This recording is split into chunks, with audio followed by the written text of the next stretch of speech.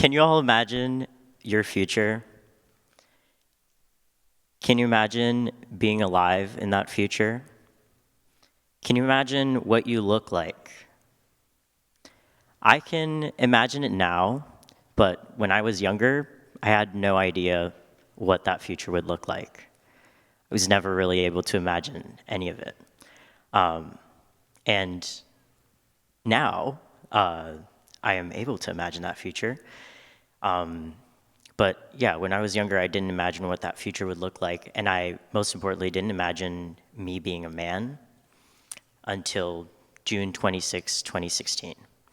On that day, I was in Portugal visiting my grandparents, and after so many months of just questioning my gender and really trying to figure out what was going on, finally came to a conclusion.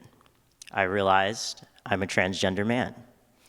And then that allowed me to finally imagine that future. I imagined changing my name, changing my gender, and just cutting my hair, just anything that dealt with me being trans. And more importantly than all of that, I imagined finally being able to go to college and just live my life as I am. I imagined being myself. I imagined being Alexander Joseph Silva. And 8 years later, I am that, both legally and literally. I am Alexander Joseph Silva, and now I'm an RIT alum and a software developer in Google. In imagining that, however, I didn't imagine the resilience that I would need to get there. I didn't imagine that my family wouldn't be supportive, and I didn't imagine how that lack of support would lead to life changes. Because when I was younger, I wasn't allowed to express myself as a man. I wasn't allowed to express myself with my hair. I wasn't allowed to walk a certain way and all of that. And if I did try to express myself, then it would just lead to fights at home. And since those fights became almost daily, unfortunately, that also led to me having suicidal ideation in almost all of high school. And that was a lot of resilience needed. And luckily, I was able to see that glimmer of hope. And this was specifically because I had friends and classmates and teachers see me as myself. They saw me as Alex, and they referred to me as Alex, and they respected me as Alex. And that gave me the light at the end of the tunnel to realize that college was going to be possible. I was going to get there, and I was going to be able to be myself 100%. And here I am today. As you can probably imagine, I was able to transition after high school. If not, I would still end up looking like this. And so when I got to Rochester, I moved here, and I finally was able to express myself the way I wanted, so I shaved my head. That was the first time that I had ever shaved my head, and felt great. And after shaving my head, I finally was able to dye my hair as well.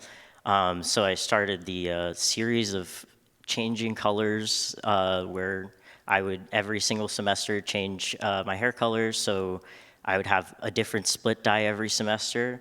So I went from what you see on the left here to shaving my head, and then started dyeing my hair and got split dye. And then, yeah, a month after starting at RIT, I was able to start testosterone at the Student Health Center right here on campus. And so that was me in my dorm doing my testosterone shot. And with testosterone comes a lot of different hormonal changes. So I actually, this beard, I clearly didn't have it then, but I do now. And that's kind of over time how the beard ended up coming in.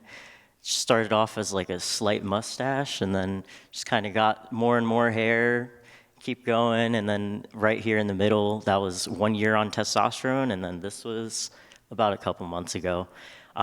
So really cool to see all these changes happen. And it was all through people that allowed me to see that light at the end of the tunnel. And another cool change is my voice dropped.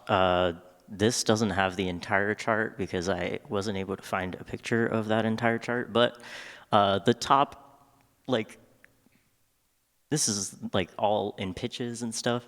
The top half is supposed to like represent like female sounding voices. The middle, there's like androgynous kind of voices, and then the lower half is all like male sounding voices. So my voice originally started somewhere around like probably like 180, and it's dropped now actually below this chart, but that's fine. And all this happened through like support of these types of organizations. The Transgender Legal Defense and Education Fund actually helped me by setting me up with a lawyer, and so I legally was able to change my name to Alexander Joseph Silva on all of my documents. So that was really cool. And organizations like Hedrick Martin Institute are the ones who set me up with different sorts of supports and resources, and they made sure that I always had what I needed. And so I always felt supported coming into college and getting here. And on campus, there's actually a lot of support. And so I felt really comfortable being myself, being trans. There's 10 different like queer clubs on campus. Or like all these clubs just like give people support systems, and I didn't have a lot of those support systems growing up. Like, I didn't ever know a trans person when I was living in Elizabeth, New Jersey, which is a pretty big city, but I didn't know a single trans person until really like 2020, end of 2020, when I was just coming into college.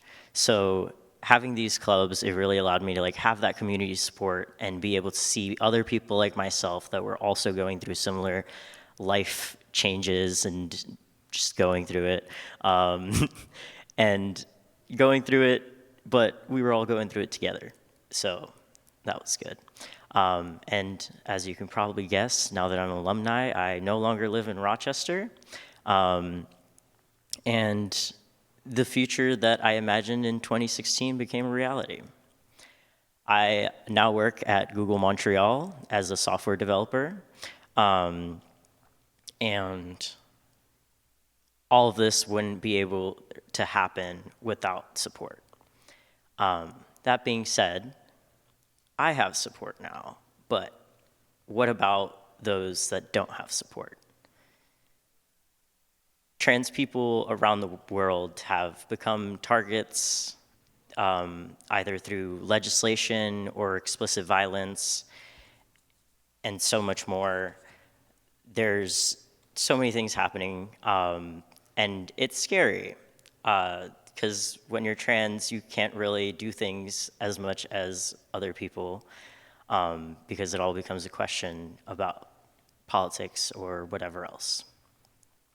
Like when you're trans, you can't really go to a bathroom. You have kids being killed for going to a bathroom. You have adults being killed for going to a bathroom. You have bills that don't allow you to go to the bathroom that aligns with your identity. Like, can you imagine me walking into a women's bathroom right now? Would not receive very well welcomes. Like, yeah. But if I were to go to like Florida or something, that would be what I'm supposed to be doing, which doesn't make sense. And when you're trans, you can't really wear clothing that is affirming to you and that represents who you are unless you pass in a certain way. You can't go to your high school graduation.